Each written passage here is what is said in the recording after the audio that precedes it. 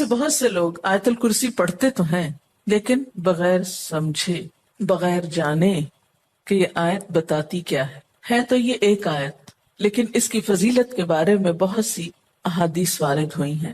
ترمذی کی ایک روایت ہے حضرت ابو ہریرہ رضی اللہ تعالی عنہ سے کہ نبی صلی اللہ علیہ وسلم نے فرمایا کہ ہر چیز کا کوہان اور بلندی ہے، یعنی ہر چیز کی بلندی ہوتی ہے، اور قرآن حکیم کی بلندی سورت البقرہ ہے، اور اس میں آیت الکرسی تمام آیتوں کی سردار ہے۔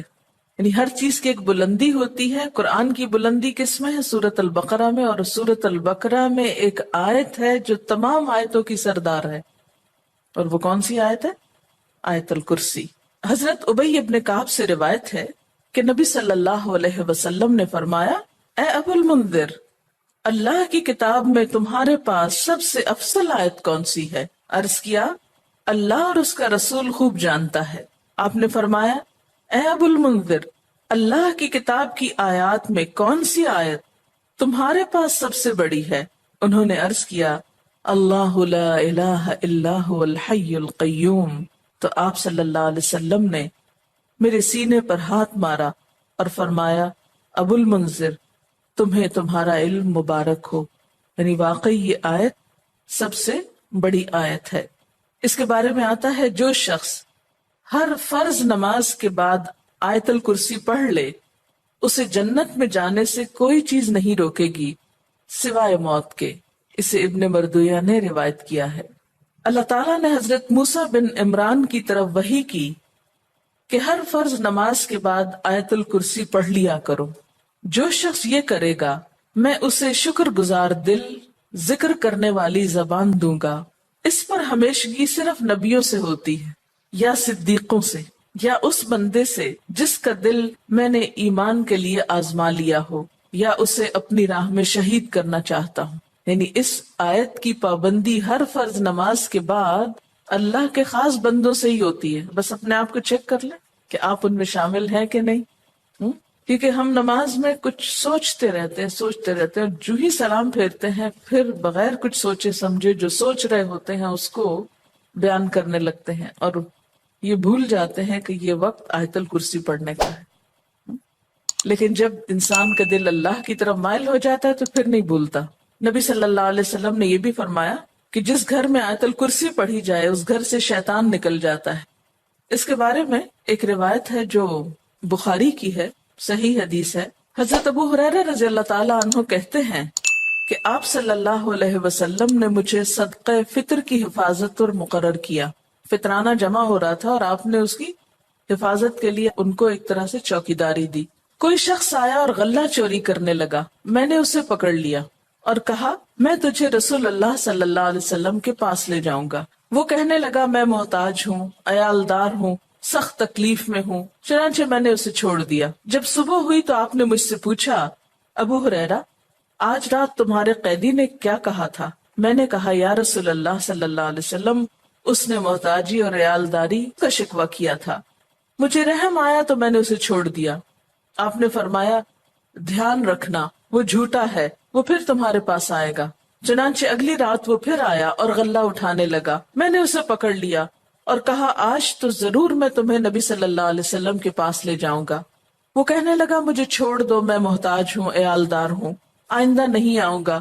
مجھے پھر رحم آ گیا اور میں نے اسے چھوڑ دیا۔ صبح ہوئی تو آپ صلی اللہ علیہ وسلم نے مجھ سے پوچھا، ابو ہریرہ، تمہارے قیدی نے کیا کیا؟ میں نے کہا، یا رسول اللہ صلی اللہ علیہ وسلم، اس نے سخت محتاجی اور عیالداری کا شکوہ کیا، مجھے رحم آ گیا تو میں نے اسے چھوڑ دیا۔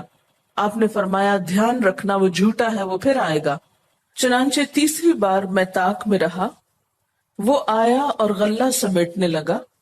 میں نے کہا، اب تو میں تمہیں ضرور آپ صلی اللہ علیہ وسلم کے پاس لے جاؤں گا، اب یہ تیسری بار ہے، تو ہر بار یہی کہتا ہے کہ پھر نہ آؤں گا، مگر پھر آتا رہا۔ اس نے کہا، مجھے چھوڑ دو، میں تمہیں چند کلمے سکھاتا ہوں جو تمہیں فائدہ دیں گے۔ میں نے کہا، وہ کیا ہیں؟ کہنے لگا، جب تو سونے لگے تو آیت الکرسی پڑھ لیا کر، اللہ کی طرف سے ایک فرشتہ تیرا نگہبان ہوگا اور صبح تک شیطان تیرے پاس نہ آئے گا۔ صبح ہوئی تو آپ صلی اللہ علیہ وسلم نے مجھ سے پوچھا تیرے قیدی نے آج رات کیا کیا؟ میں نے آپ صلی اللہ علیہ وسلم کو ساری بات بتلا دی تو آپ صلی اللہ علیہ وسلم نے فرمایا اس نے یہ بات سچی کہی حالانکہ وہ جھوٹا ہے۔ پھر آپ نے مجھ سے کہا ابو ہریرہ جانتے ہو 3 راتوں سے کون تمہارے پاس آتا رہا ہے؟ میں نے کہا نہیں۔ آپ صلی اللہ علیہ وسلم نے فرمایا وہ شیطان تھا جو انسانی شکل میں آ رہا تھا۔ اچھا آپ نے دیکھا ہوگا کہ بعض لوگ اس بات کی شکایت کرتے ہیں کہ ان کے پیسے لاکر میں سے اور تالے میں سے چوری ہو جاتے ہیں، ایک ایسی جگہ سے ان کے پیسے چرائے جاتے ہیں کہ جس کی چابی ان کے سوا کسی اور کے پاس نہیں۔ یہ بھی احتمال ہو سکتا ہے کہ اسی قسم کا کوئی شیطان آ کر ایسی حرکت کرتا ہو، تو اس کا حل یہی ہے کہ انسان سونے سے پہلے آیت الکرسی پڑھ کر چاروں طرف پھونک مارے تو پھر حفاظت ہو جاتی۔ آپ گھر سے نکلنے لگے یا ایسے اپنے لاکر کو لاک کرنے لگے تو آیت الکرسی پڑھ کر اس پر پھونک مار دے، تو اللہ تعالیٰ ایک چوکیدار مقرر کر دیں گے، ایک فرشتے کو، پھر کوئی نہیں چرا سکے گا اس کو۔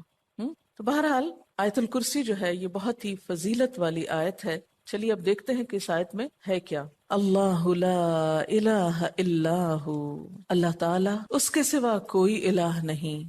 الہ کون ہوتا ہے؟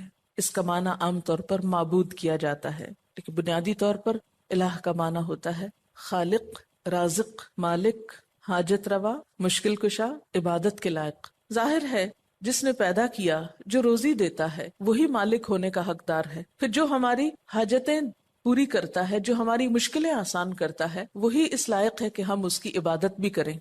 تو اللہ لا الہ الا ہو، اللہ تعالیٰ وہی عبادت کے لائق ہے۔ الحی القیوم، زندہ ہے، قائم رہنے والا ہے، دوسروں کو قائم رکھنے والا ہے۔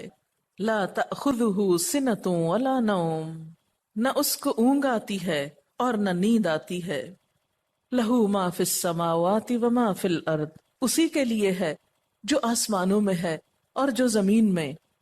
من ذا الذی یشفع عندہ الا باذنہ، کون ہے جو اس کے پاس سفارش کر سکے مگر اسی کے اذن سے۔ یعلم ما بین ایدیہم وما خلفہم، وہ جانتا ہے جو ان کے آگے ہے اور جو ان کے پیچھے ہے۔ ولا یحیطون بشیء من علمہ الا بما شاء، اور وہ اس کے علم میں سے کسی چیز کا احاطہ نہیں کر سکتے مگر جو وہ خود چاہے۔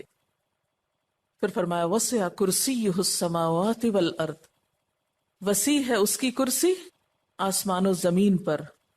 ولا یؤودہ حفظہما، اور نہیں تھکاتی اس کو ان دونوں کی حفاظت۔ وہو العلی العظیم، اور وہ بلند ہے، بہت بڑا۔ یہ ہے اللہ تعالیٰ کا تعارف۔ کیا؟ نمبر 1، اس کے سوا کوئی الہ نہیں۔ نمبر 2، وہ زندہ ہے۔ نمبر 3، قائم رہنے والا ہے، قائم رکھنے والا ہے۔ نمبر 4، اس کو نیند اور اونگ نہیں آتی۔ نمبر 5، آسمان و زمین کا مالک وہی ہے۔ نمبر 6، اس کے پاس کسی کی سفارش کام نہ کرے گی مگر اسی کی اجازت کے ساتھ، یعنی سارا اختیار قیامت کے دن اسی کے پاس ہوگا۔ نمبر 7، انسانوں کے سامنے اور انسانوں کے پیچھے، یعنی ان کا ماضی اور مستقبل سب کا علم وہ رکھتا ہے۔